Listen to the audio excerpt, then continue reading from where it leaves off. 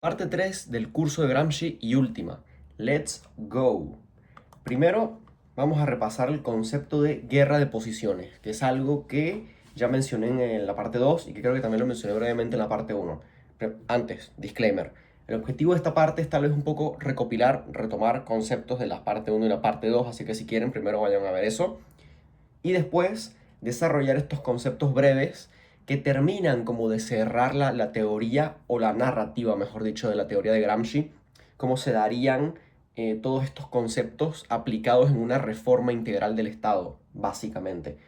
Esta parte, por ende, como es la última, va a ser un poco más corta también y va a ser un poco más rápida, asumiendo que, o número uno, vieron las primeras dos partes, o número dos, ya tienen un conocimiento de los conceptos como más base de Gramsci. Por eso voy a ir un poco más rápido. Volviendo, la guerra de posiciones, Gramsci la define básicamente como esta lucha política, cultural e ideológica que tiene un carácter molecular. Y tiene un carácter molecular porque se enmarca en el seno de la sociedad civil y porque, aparte de eso, es asimétrica. Es una especie de conflicto que no es violento, sino que tiene tal vez el objetivo de reformar desde abajo las bases de la sociedad civil e imponer o consolidar una hegemonía. Y es una estrategia que es utilizada como una estrategia de desgaste o como una especie de estrategia de batalla para buscar desgastar al enemigo, para buscar desgastar precisamente al hegemón, al status quo, e imponer una contrahegemonía, imponer este nuevo proyecto sociocultural e ideológico que una vez que este movimiento contrahegemónico logra absorber el Estado, logra absorber, mejor dicho, el aparato administrativo del Estado, pueda también absorber a la sociedad civil en su conjunto desde la sociedad política, para que estas funciones estén alineadas y para que no exista esta escisión o este espacio tal vez gris que se da en este tipo de transiciones hegemónicas que suele producir crisis orgánicas. Básicamente, Gramsci esto lo definió como una especie de situación que se daba cuando el tejido institucional se encontraba sumamente inestable y precisamente por esta inestabilidad es que era necesario que el vencimiento de la clase burguesa, no sé si está bien dicho, pero bueno, era necesario que para vencer a la clase burguesa básicamente no solo se tuviera que tomar el aparato estatal, que es algo más por ahí administrativo, más simbólico si se quiere, sino que también se tenía que tomar y transformar la base civil de la sociedad.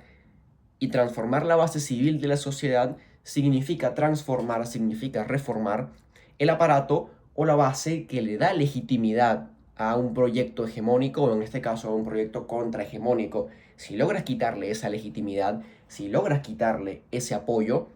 estás logrando quitarle algo muy importante que es la base que permite que la sociedad política pueda actuar y pueda desarrollarse. Por eso el concepto de guerra de posiciones es muy interesante. Pasando acá al estado ampliado, que es el lugar, el espacio, el terreno de juego, donde todo este entramado se da, donde toda esta guerra ocurre, básicamente lo que Gramsci nos va a decir es que el estado ampliado es el terreno histórico de lucha, es el lugar donde tanto la guerra de movimiento, que es esta guerra más entre bandos, y esta guerra de posiciones, toman lugar y donde adquieren su sentido, y es donde básicamente la estrategia revolucionaria puede tomar dos vías. Puede tomar la vía común, la vía revolucionaria por excelencia, que es esta vía de guerra de movimiento, donde se producen los asaltos, donde se producen los enfrentamientos físicos, donde el Estado utiliza su aparato coercitivo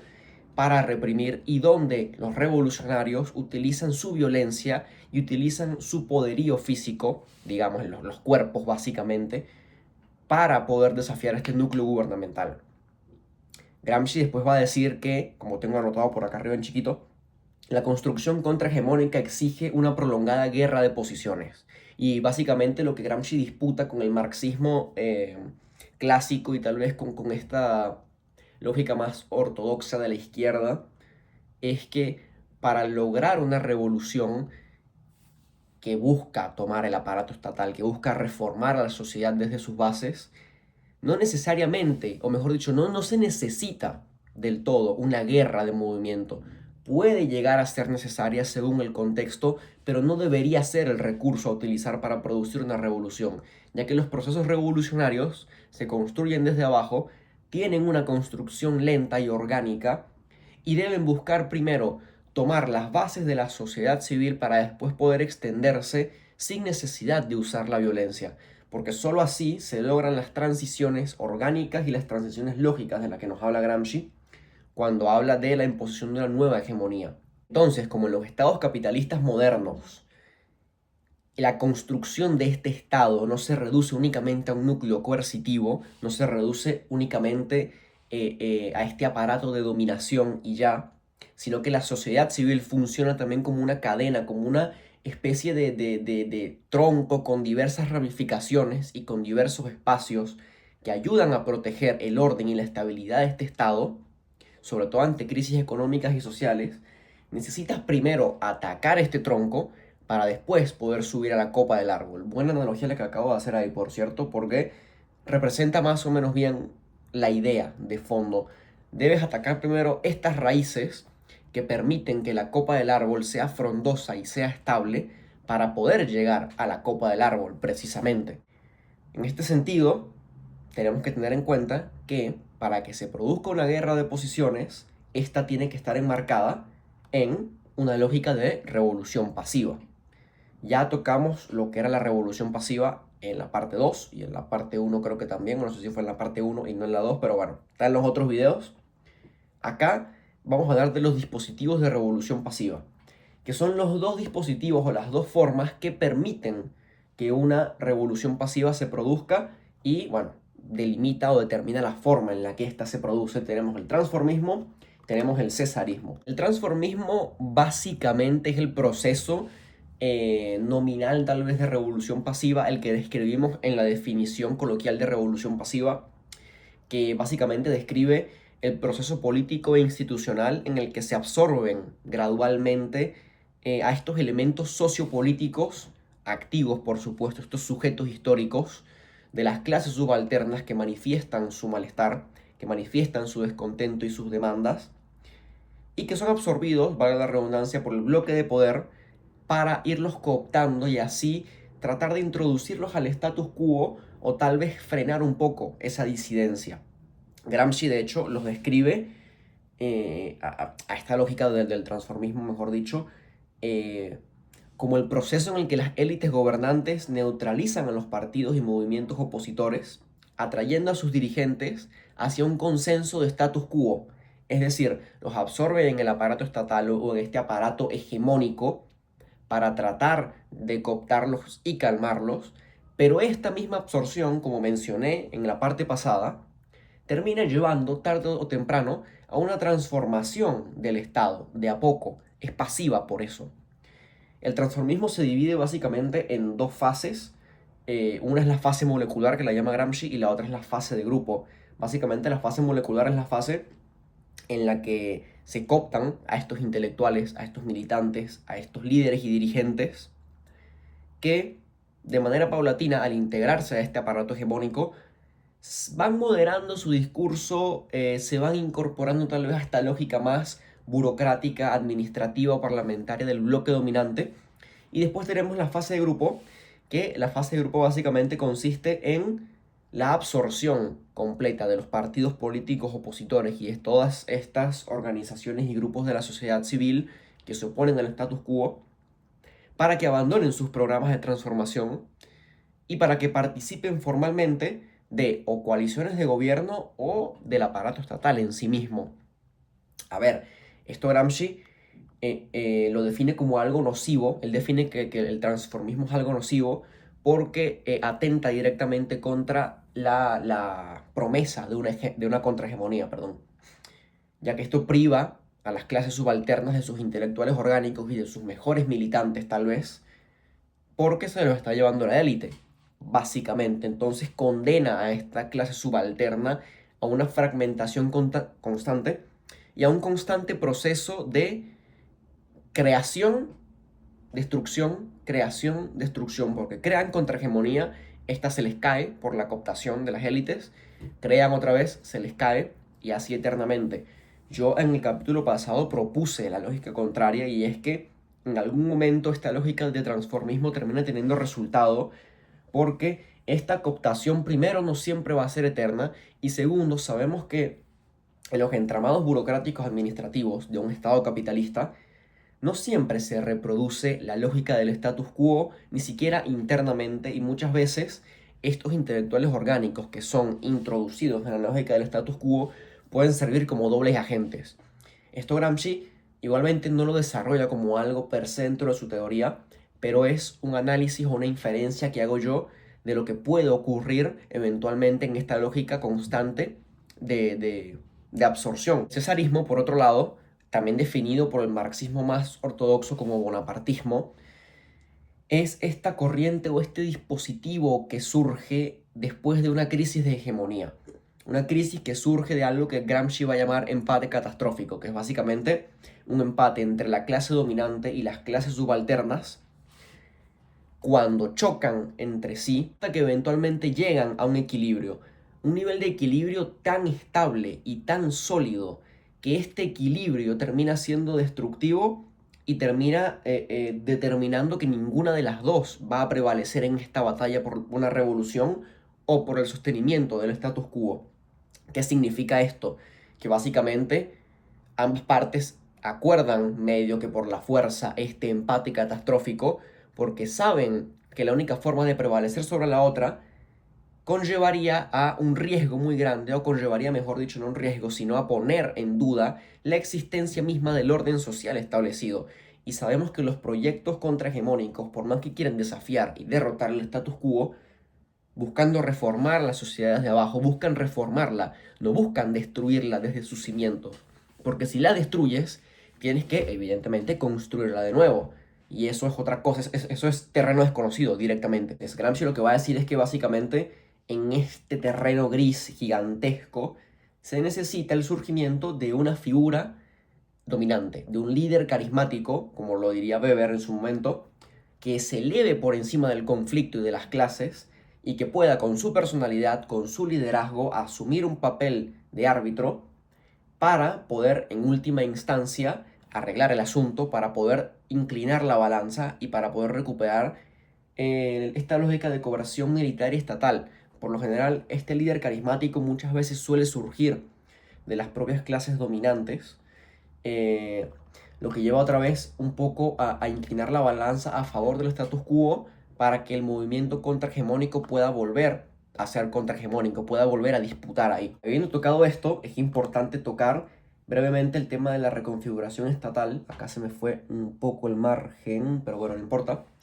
Básicamente, la reconfiguración estatal es muy sencilla. La reconfiguración estatal, para Gramsci, pasa una vez que se producen estos dispositivos de revolución pasiva, una vez que esta disputa ya está en marcha, y en la revolución pasiva se reproduce esta lógica de pasivización que va a llamar Gramsci. Básicamente lo que tenemos que entender con reconfiguración estatal, que esto es bastante cortito, es que cuando la guerra de posiciones resulta favorable para las clases subalternas y éstas logran amenazar de forma real la estabilidad y el estatus del bloque histórico, el Estado ampliado activa ciertos mecanismos de defensa y de reestructuración interna en las que empiezan a asimilar y en las que empiezan a tomar aspectos también tangibles de estos revolucionarios para poder desactivarlos. O sea, básicamente es como la concepción estatal de la revolución pasiva. Por eso les digo que muchas veces este proceso de absorción de intelectuales orgánicos subalternos hacia el aparato de las élites puede llevar a esta reconfiguración estatal.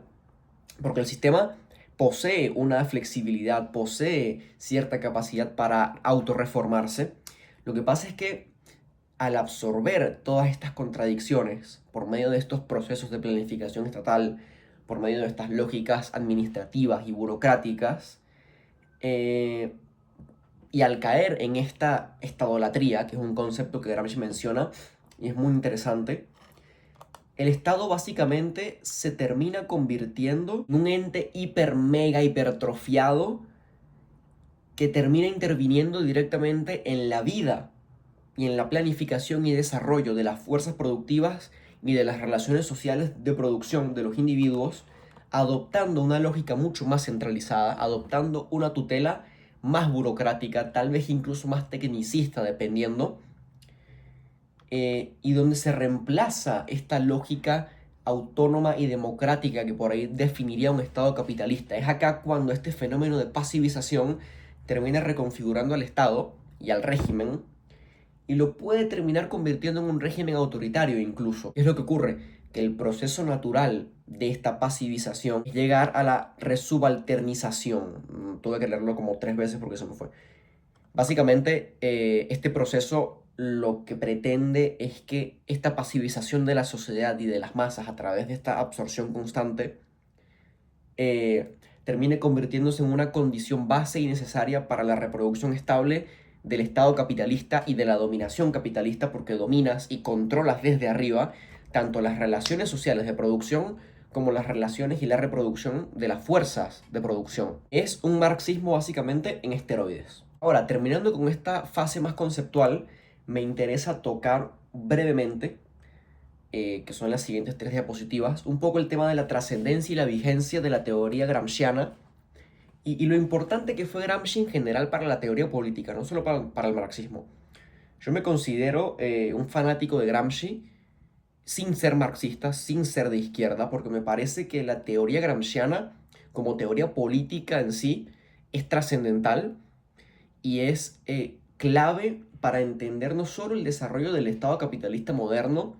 sino también para entender cómo se producen estos procesos hegemónicos y contrahegemónicos, porque algo que tenemos que aceptar, nos guste o no nos guste la teoría de Gramsci, es que los conceptos de hegemonía y de contrahegemonía, así como el de revolución pasiva, son conceptos centrales para entender a la teoría política y para entender a los procesos de reforma del Estado y de la sociedad. En distintas teorías y en distintas doctrinas tienen otros nombres, pero los procesos hegemónicos y contrahegemónicos son algo central en la teoría política moderna y es algo que no podemos ignorar. Básicamente, teóricos que han tomado esta batuta de Gramsci, que han tomado esta teoría, la han desarrollado y se la han apropiado para tener sus propios desarrollos, tenemos ahí a figuras sumamente importantes e influenciales también para la teoría política moderna, como Stuart Hall, como Ernesto Laclau, como Chantal Mouffe. Sobre todo, Mouffe y Laclau, importantísimos tal vez para nuestros desarrollos propios en América Latina y para la forma que tenemos nosotros de ver la teoría política desde el sur. Incluso García Linera, que también toma cosas de Mouffe y de Laclau, Massimo Modonesi, Thompson, Mark Fisher, son todos autores sumamente importantes y aunque Fisher y Hall, igual que Thompson, por ahí parten desde una escuela un poco más crítica por estos desarrollos y estudios culturales de la escuela de Birmingham, son igual teóricos muy importantes porque toman y definen esta lógica del realismo capitalista y toman y definen esta lógica de las experiencias humanas en base a la construcción de, por ejemplo, intelectuales orgánicos, en base a la construcción de demandas culturales, en base a la construcción de cómo el capitalismo tal vez atenta contra el futuro de la producción del ser humano y demás. Laclau y Mouffe por ahí son un poco más post-marxistas, son un poco más modernos en ese sentido, pero no dejan de tomar los conceptos de hegemonía, de contrahegemonía y demás para definir, por ejemplo, sus nociones de populismo en el caso de Laclau, que es una noción central también. O, por ejemplo, la definición de democracia radical y de pluralismo que tiene Mouffe, que también es central para, sobre todo, las teorías del Estado y los desarrollos y estudios de procesos políticos históricos en general. Lo mismo tenemos con las distintas escuelas. Bueno, la escuela de Birmingham, el progresismo latinoamericano es importantísimo también en relación a Gramsci. El eurocomunismo, que por ahí tal vez tenía un poco más de contraste con los aportes gramscianos, pero que sin duda parten de ahí. En fin, un montón. Esta diapo también les sirve a ustedes como para si les interesa profundizar en esto,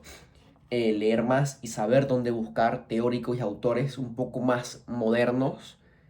que parten de los desarrollos de Gramsci, que lo toman a Gramsci como una base teórica para construir sus teorías y sus hallazgos también. Luego en el apartado de la vigencia, lo mismo. Gramsci creo que en su momento fue tan trascendental y tan revolucionario, si se quiere, porque tenía una capacidad o tuvo una capacidad teórica de trascender al determinismo y a esa ortodoxia, a esa rigidez que tenía el marxismo clásico, y pudo precisamente con ese ejercicio de abstracción del propio marxismo descifrar las mutaciones, descifrar la evolución del Estado capitalista moderno, sobre todo en el periodo de entreguerra, y construir categorías teóricas que lograran describir no solo a esta lógica estatal burocrática que reproduce el capitalismo, sino las relaciones sociales y culturales e ideológicas que hay de fondo y que permiten la reproducción de estas lógicas. Bueno, por último, como conclusiones, a mí lo que me queda tal vez de Gramsci, y por eso me motivó a hacer este curso, porque lo leí hace poquito, antes de empezar el curso, no me acuerdo por qué ahora, estaba leyendo un pasaje de Gramsci y dije, che, estaría bueno hablar de Gramsci como una figura importante en la teoría política, porque su trascendencia y su aporte va más allá de tal vez este entorno de izquierdas post-marxista o izquierda progresista y demás. Yo creo que los aportes gramscianos le dieron a las ciencias sociales y sobre todo a la ciencia política una gran caja de herramientas, le dieron una gran serie de conceptos y de análisis también para poder superar el reduccionismo, para poder superar el economicismo que tal vez invadía a nuestra disciplina en esos años, que le dio a muchos teóricos de renombre las capacidades y las herramientas para poder estudiar fenómenos políticos contemporáneos basándose en las relaciones de fuerza y en estas relaciones capitalistas históricas que están permanentemente en disputa desde un lugar tal vez más cercano a la sociedad civil y no necesariamente desde la lógica que reproduce el Estado para cooptar a estas fuerzas productivas y para dominar a estas relaciones sociales de producción. Eso, y que yo creo que Gramsci ayudó a visibilizar y es clave para los aportes modernos que tenemos hoy en día a la hora de hacer críticas al capitalismo, sobre todo críticas razonables, no críticas que estén basadas en sesgos ni en dogmas, ni en el capitalismo es malo porque, críticas que vienen desde un lugar de objetividad, que vienen desde un lugar de observar fenómenos sociales y observar que muchas veces las lógicas que reproducen los estados capitalistas modernos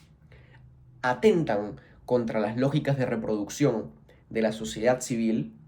y muchas veces la contradicción en la que cae el capitalismo moderno es que básicamente necesita de ciertas condiciones de reproducción social y de reproducción humana para poder sostener su propia maquinaria y su propio sistema,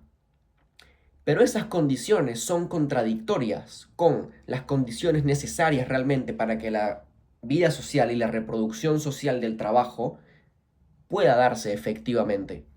Y eso es todo, gracias a los aportes de Gramsci, básicamente. Porque al final del día las instituciones de la sociedad civil